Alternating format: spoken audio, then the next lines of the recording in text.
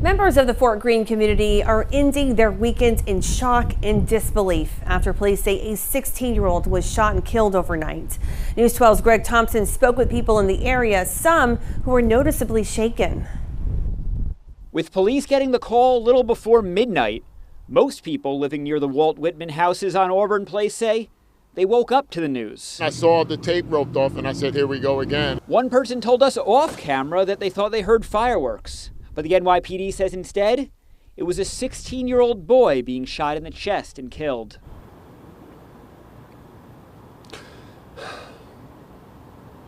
Like, I have nieces and nephews, and it's just, like, it tears me apart. It's crazy that you can't let your kids go outside without the fear of them dying. Neighbors say it's almost as disturbing where this happened, with Fort Greene Park just a block over that way, and both a library and an elementary school across the street there. Kids are out there every single day. This is a kid neighborhood. I mean, they're everywhere. Nothing like this has been going on since I've been here, and it's actually a shock. Like, it seemed pretty quiet and pretty decent over here. So far, police aren't releasing any information on what led to the shooting or a suspect that they might be looking for. People in the area say they're not sure if they're the solution. It's nothing that the city can't do. It's something that's instructed in our families that's just been screwed up. Effort. More effort. Other than that, I don't know what else could be done. We did see cameras on buildings all over the block, so chances are at least one of them saw something. In Fort Greene, Greg Thompson, News 12, Brooklyn. I'm Nick Medanis. We begin with our top story, an update on that breaking news we've been following here on News 12 about 24 injuries after a head-on crash. Look at that, involving a car and an NJ Transit bus. It happened during the heart of the morning rush in Union County. Here you see the aftermath. A look at that bus as that car went right over that double yellow line. News 12 New Jersey's Tony Caputo is reporting this afternoon on what happened from Union. We're learning it may have been as many as 26 people involved in this head-on collision this morning here in Union. That did include 2 NJ Transit buses. Only one was involved in the accident, however. Now, Union police tell us this morning that 24 people were injured. All those injuries appeared to be non-life-threatening, and that was certainly good news. But let me give you a look at this video. This is from the Agape Christian Center that is located right on the corner. They provided us with this head-on collision video that was captured when this accident happened around 7:20 this morning, Stuyvesant Avenue and Pleasant Parkway.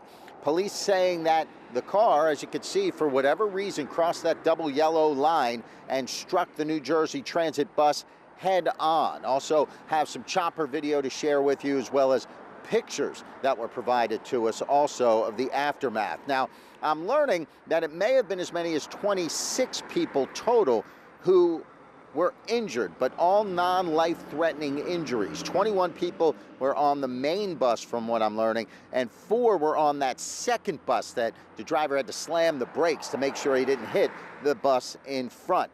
It's believed the driver of the car also non-life-threatening injuries, but we're waiting on updates on all of that, and still no word on what happened with the driver and why that car crossed the double yellow lines, hitting the bus head-on. As we get more information, we'll certainly pass it along. That's the latest from Union. Tony Caputo, News 12, New Jersey. Well, a massive ship has docked or sunk on the front yard of a Fairfield home. News 12's Angelica Taruno tells us why. I've wanted to do Titanic for Halloween for a really long time, and I knew turning 50 that my husband couldn't say no to me. When she said, I need you to build the Titanic in the front yard, I had no idea how that was going to happen. Art Jara may have felt like going under when it came to their Halloween home theme for this year. I didn't think the yard was big enough. But wife Monique Jara certainly did not. My freeze burns. Your freeze burn and a little bit of blood. It's become a tradition for the Jara family to decorate their home on Winnapaug Drive for spooky season. We've had that tradition for 21 years now, I believe. Oh, we've done clowns. Every year is a different theme. We did the apocalypse. Last year we did zombie Barbie. So it's really a nighttime drive-by. During the day, it's kind of hard to see. But when, 6, 7 o'clock come and the fog machine and the music, it really does come together. And that's just the tip of the iceberg. If you come here on Halloween night, you'll also see some special performances walking around here, and you might get that sinking feeling. I'll be the captain, yep. We just roam around and play the part and just try to scare as much as we can. It comes alive with the volunteers. So we're all going to be dressed like this. We're all going to be frozen. They want all this hard work to also go towards a good cause. Any donations will be given to Tunnel to Towers. I'm already thinking about themes for next year. In Fairfield, Angelica Truno, News 12 Connecticut. The accused gunman in a shooting that killed a teenage boy and injured 2 others in Somers has been charged with murder in the 2nd degree. It's a story that we've been tracking very closely all day today. News 12's Melanie Palmer is joining us now with new developments. Melanie. Well, no plea was entered here for the accused gunman in this triple shooting. The town supervisor is calling what happened earlier today a tragic act of domestic violence. There's going to be 3 individuals with GSWs, multiple victims. Heartbreak in the Hudson Valley. It's very sad what's taking place. The Somers town supervisor says a teenage boy, his younger brother, and their mom were shot inside this apartment complex off of Route 6 in Baldwin Place. It happened Monday night. Suspect is going to be a Fernando Jimenez. Subject is considered armed and dangerous. But the suspect, 40-year-old Fernando Jimenez, wasn't found until about 12 hours later. He came through that window. He was caught about 7 miles away, hiding inside a retired police detective's office in Putnam Valley. When I saw the blinds were down, which we never put blinds down all the way, and the air conditioner out of the window, I came over to the troopers on the corner and I said, I think he's inside. The ordeal forced nearby schools to close for the day. Impacted both in Putnam Valley and in Somers. This is certainly a tragedy. And for some people like Melissa Gabriel, it meant briefly evacuating their homes. The trooper says that we highly recommend that you evacuate because I'm sure that you know what's happening. And so we're, of course, now concerned. Shortly after we find out that right over here is when they found him. She says the entire community is feeling the devastation. And my heart goes out to the family.